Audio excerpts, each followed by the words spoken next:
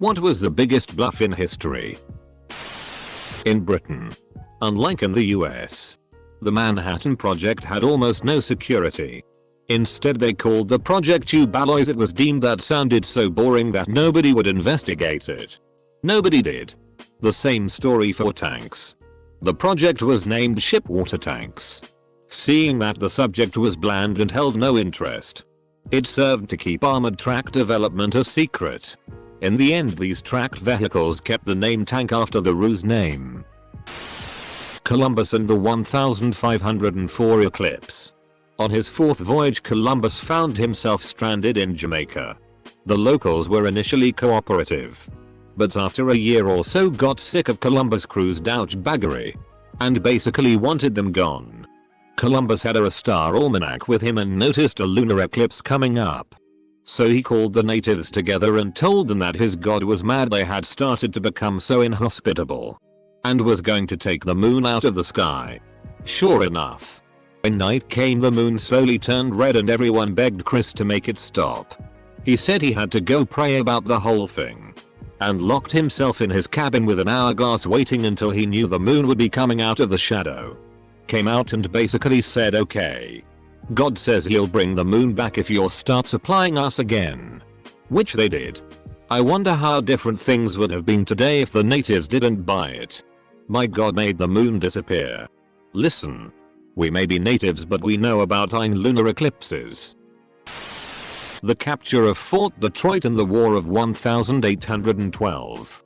British General Brock took the fort, 582 regulars and 1,600 militiamen, with a minimal force, 50 regulars, 250 volunteers, and 200 natives, by shelling the walls, screaming, and continuously marched their men around to make it appear as though they had a force of several thousand regulars and natives. The British continued to support this by sending a letter they knew would be intercepted by the Americans that asked for no more natives be allowed into the area, as there were already 5,000 there. All of these mind games made American General Hull believe he was facing a superior force and he surrendered the fort to them without a fight. Letter Brock wrote to the American commander, General William Hull. Sir, it is far from my inclination to join a war of extermination, but you must be aware that the numerous body of Indians who have attached themselves to my troops will be beyond my control the moment the contest commences. Operation Mincemeat was pretty neat. UK intelligence dropped a dead supposed pilot off the Spanish coast with false information that the Allies were going to invade Greece, not Sicily. So convinced were the Nazis that when the Allies actually invaded Sicily, it was quickly overcome and served as a launching pad for the liberation of Greece. God, I love the subterfuge and ingenuity of World War II. Today they would just track invasion forces with satellites and hit them with cruise missiles. Edit. I should clarify before I get more flack. I'm not saying that war isn't horrible, or that war was somehow better back then. I'm just saying that the ingenuity of people back then in the face of the horrors of war should be commended. They outwitted their enemies with non-digital information networks. Edit 2. I realize satellites and GPS are ingenious, but they took decades to perfect. Edit 3. Yes, IT get IT. Le wrong generation. I'm a fool. Tips for Dora Yakety Yak. Edit IV.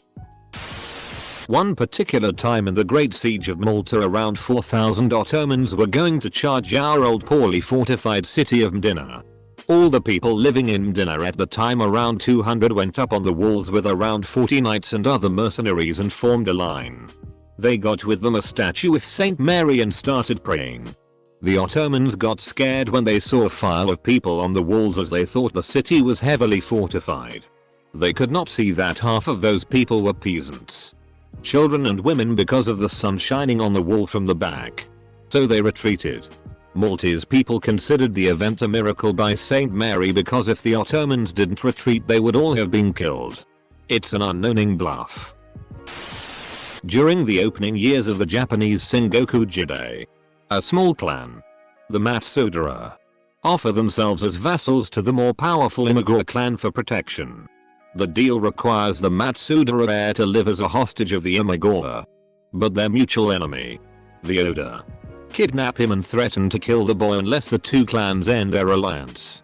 The Lord of the Matsudara's response was, "Do it."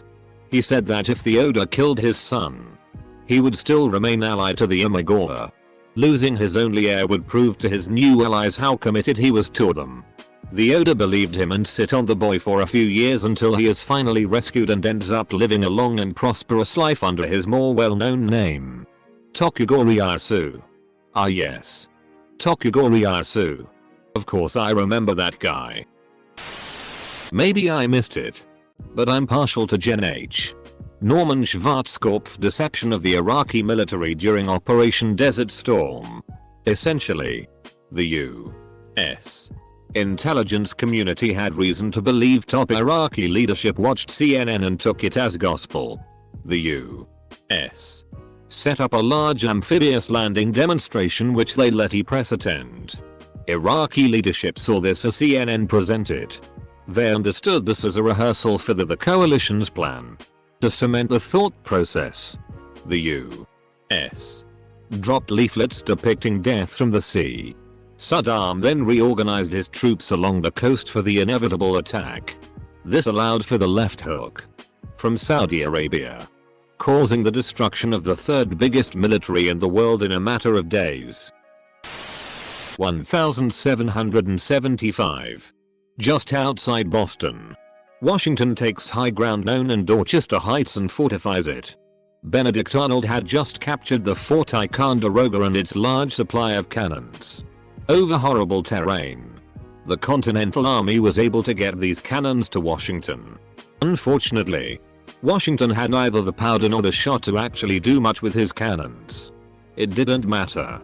The British commander of Boston didn't want to risk losing his ships to the cannons, and didn't want a repeat of Bunker Hill, so he retreated. Hitler was pretty much bluffing when he took Poland. He was banking on the Allies' continued appeasement. Germany had fewer tanks and soldiers than France, and the Blitz being so successful was never seen a foregone conclusion. And French soldiers fought damn well against the German invasion and could have won. Alas, they were completely let down by some really stupid generals and politicians. The Cold War in general. We'll blow it all up. We swear. Not if we blow it all up first. I've got bombs. I've got like 2,000 bombs. Oh yeah? I've got like 8,000. Watch. You watching? There's a test. Boom. Could have been you. I'm not scared. You're scared. Sleeping Bear awakens. Bitch. Yeah. Those guys were mad. The Ghost Army used by the US Army in World War II. Basically they used inflatable tanks, sound trucks and fake radio transmissions to stage more than 20 battlefield deceptions, often operating very close to the front lines. They used inflatable tanks, cannons, jeeps, trucks, and airplanes that the men would inflate with air compressors, and then camouflage imperfectly so that enemy air reconnaissance could see them. They could create dummy airfields, troop bivouacs, complete with fake laundry hanging out on clotheslines, motor pools, artillery batteries, and tank formations in a few hours. Many of the men in this unit were artists, recruited from New York and Philadelphia art schools. Bull artists of the greatest caliber. Dan Bilzerian telling everyone he's a pro poker player. Arledia, a modestly talented African soccer player, somehow convinced a Premier League club, Southampton, into believing he was one of the continent's best players. They signed him and he got to play in one match before it became clear they'd been hoaxed, though he did almost score a goal. I remember hearing a story once in history class about a medieval ruler whose castle was under siege. The siege had been going on for a long time, and they were just about out of food and would have had to surrender. They had one cow left alive. They decided to do the one thing that may break the siege. They catapulted the cow over the wall. Then they stood on the top of the wall yelling, "We have so much food. We can throw cows over the walls." Full stop. The enemy was so demoralized that they left. And that's how that castle survived the siege. Basically Monty Python. Did anyone mention Vlad Dracula? Despite only having a relatively small army, by using psychological warfare, he was able to fend off or avoid war with the Ottoman Empire. Edit. I say psychological warfare because even though he did defeat some enemies, he bluffed the Ottoman Empire by lining a field with spiked enemies, making it appear that Vlad was more dangerous than he actually was, when in fact he was greatly outnumbered, and if the Ottomans weren't so thrown off by the display, they probably would have wiped Vlad and his people off. Spearing people from the anus to the mouth and hanging them like grisly yard ornaments is pretty good psychological warfare. I'm gonna murder some people isn't really a bluff when you've got dead guys all over the place. Certainly not the biggest in history, or the biggest in anything, for that matter. But an interesting bit of trivia and history that most people don't know. Newborough, Indiana, a little town right on the Ohio River in southwestern Indiana, was the only first town north of the Mason-Dixon line to be captured by the Confederates during the Civil War. The small group of raiding Confederate soldiers crossed the river from Kentucky and carried stovepipes to look like cannons. And it worked. They occupied the town for a couple hours. If I remember correctly, it's been years since I read the details. No shots were fired. No loss of life. But I believe they did take some supplies. Someone sold the Eiffel Tower once. I think he sold it twice. Incredibly. Genghis Khan did a good bluff. Under the siege of a Chinese fortress, he announced that he would end his siege in exchange for a gift of 1,000 cats and 10,000 swallows. The fortress commander gratefully complied. After the animals arrived in the Mongol camp, Genghis Khan ordered his men to tie a small cotton wool tuft to the tail of each creature, then set the tuft afire. When the panicked and frightened animals were turned loose, they made directly for their nests and lairs and igniting hundreds of small fires. While the defenders were preoccupied with putting out fires, Genghis Khan's warriors stormed the city in conquest. Matt Stafford has the Lions at the 1-yard line with time running out and gets up to spike the ball to stop the clock. All the other players on both teams just stand up, assuming that's what he was going to do. Instead, Stafford just takes the ball and walks into the end zone. Touchdown. Game over. Lions win. There's always the donation of Constantine. So way back in the 8th century a document was forged. This document was a forgery of a Roman imperial decree, in which the Emperor Constantine had supposedly given the See of Peter, the bishopric of Rome, supremacy over the 4 other principal sees of Alexandria, Antioch and Constantinople. In addition, he gave the church land in across the empire, which included Rome itself and basically all of the land in the Western Roman Empire. This document was used multiple times to get Charlemagne to now to the authority of the church, or in the Great Iron contest between the Patriarch of Constantinople and the Pope in Rome. The document was widely believed to be true, until the mid-15th century when people began to wise up and realize that this ridiculous piece of paper could not possibly be real. Nathan Meyer Rothschild pretty much taking control of London after the Battle of Waterloo.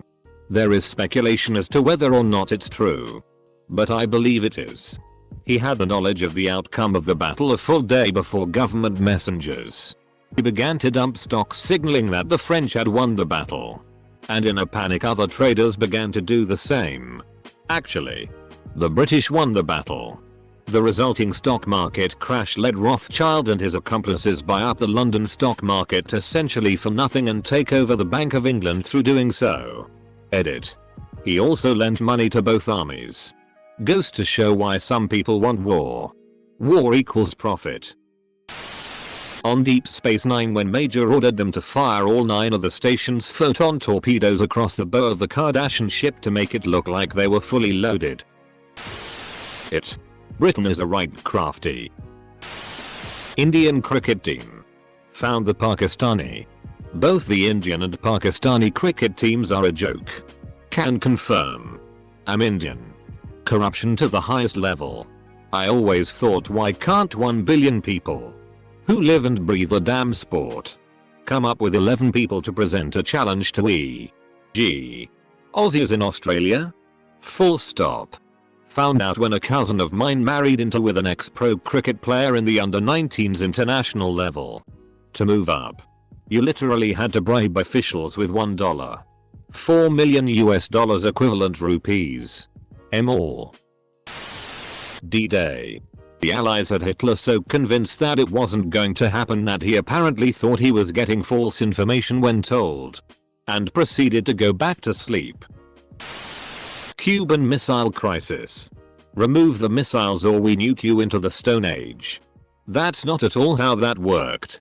What actually happened was, remove the missiles and we'll agree to never invade Cuba. Oh. And we'll also remove our missiles from Italy and Turkey. My grandma used to work for IBM as a programmer. She told me this story once.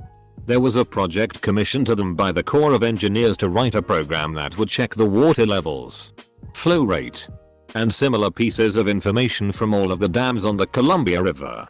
The best programmer my grandma knew was the lead on the project, and when it was finished the Corps of Engineers said it was no good.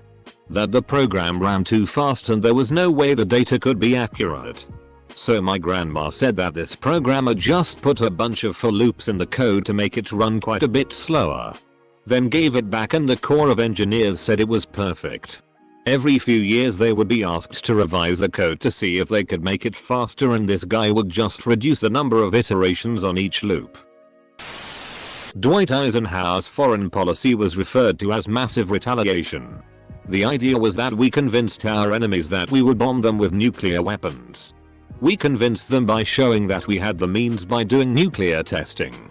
And we showed them that we had the will by having our soldiers do drills and having civilians do duck and cover in schools and releasing propaganda to let the world know that we were ready for nuclear war. Bottom line. I convinced the rest of the world that we could survive a nuclear attack while no other country could. That wasn't a bluff. Ike was literally preparing for that. User Turborg referred to the photo reconnaissance dummy armies of World War II. One of two things I came here to mention. The other is the Pas-de-Calais invasion. Allied forces took advantage of the temporary disgrace of General George S. Patton after an incident in his camp to send him on observation missions and tours that were deliberately not secret enough. German intelligence believed, as was intended, that a genuinely talented general would not be excluded from the invasion plans. And as such the Normandy landings were a distraction. They concentrated their forces way north of the invasion that was in progress, awaiting a second landing by a ghost army that would never come. This probably saved tens of thousands of lives on both sides, and equal numbers of French civilians. Vote for me and I will make things better for the working classes. The two atomic bombs. Historically, the only reason Truman was willing to use both of them to force the Japanese to capitulate and to effectively scare the bejesus out of the Soviets was because he knew that doing so would make it seem to outside sources that the United States had enough of a stockpile of the weapons that they would think nothing of using them. Thing is, the US only had the two, and it would have taken several months, if not upwards of another year, to build a third. I thought they would have another ready in August.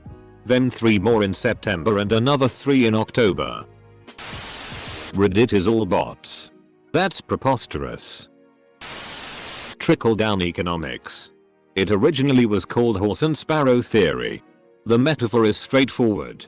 If you feed a horse enough, the sparrow can eat by picking through the horse's dung for undigested oats. In my bed.